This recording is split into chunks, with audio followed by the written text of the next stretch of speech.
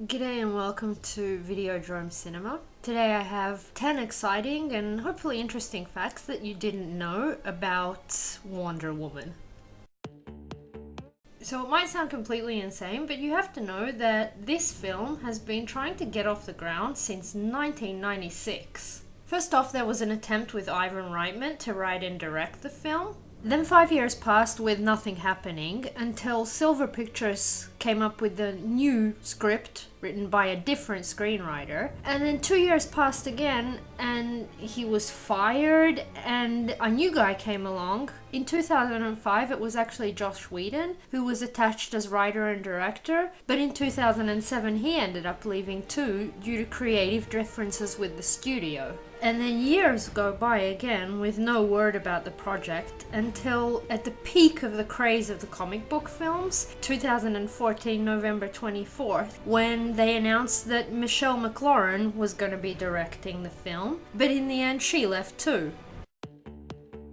Over the years, there's been lots of directors' names attached or thought about to direct the Wonder Woman film. Back then they considered Kathleen Bigelow to direct the film. And fun fact, in 2005 Patty Jenkins was actually involved and might have directed it, but ended up having to take a step back as she got pregnant. Possibly the most known film from this director is The Monster with Charlize Theron.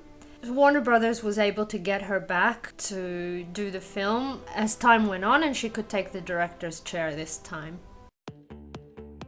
Fun fact, this is only the second comic book film to ever be directed by a woman. The first one was Punisher Warzone, and that is a really good film. But Patty Jenkins is actually the first woman director to direct a comic book film where the main character is also a woman. During the many years it took to make this film, of course there was a lot of actresses who were talked about or asked to play the role of Wonder Woman. Some of these include Kate Beckinsale, Sandra Bullock, Misha Barton, Jessica Biel. There were even rumors that after the success of Twilight, maybe Kristen Stewart might have played the role. In 2005, when Whedon was attached to the project, they tried to get Angelina Jolie maybe to play the role. Later on, for the version that came about now, they thought of her as the director this time. For this version, Cate Blanchett was also considered, but she didn't take the role, as she was in Thor 3 Ragnarok.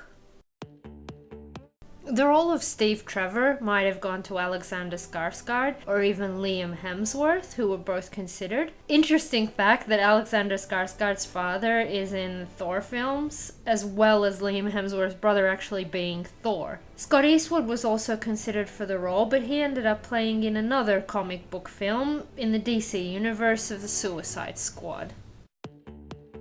The fans would have loved it, and Warner Brothers even tried to get Linda Carter to cameo for the film. In the very first live-action TV show, The New Adventures of Wonder Woman, she played Wonder Woman. Unfortunately, this didn't come about, as also the person who played the original Steve Trevor said no to being in the film, because in 2005 he retired from acting.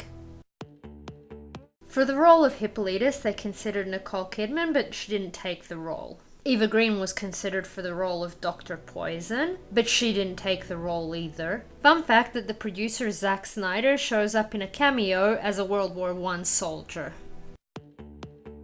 The film needed reshoots and they ran into some problems because Gal Gadot was already 5 months pregnant, but they still needed some full shots of her. So they ended up putting a tiny green screen on her belly so they could CGI out her baby bump.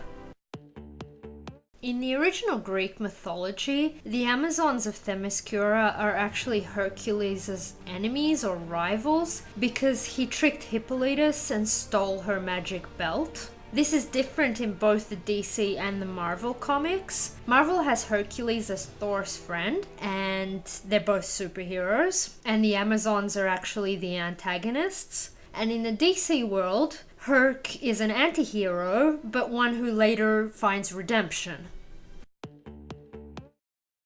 This is actually the first live-action Wonder Woman film where we get to see Diana's childhood. The actual film takes place during the First World War. In the comics, she meets Steve Trevor in the Second World War, but the director thought that making this change would highlight her immortality a lot better.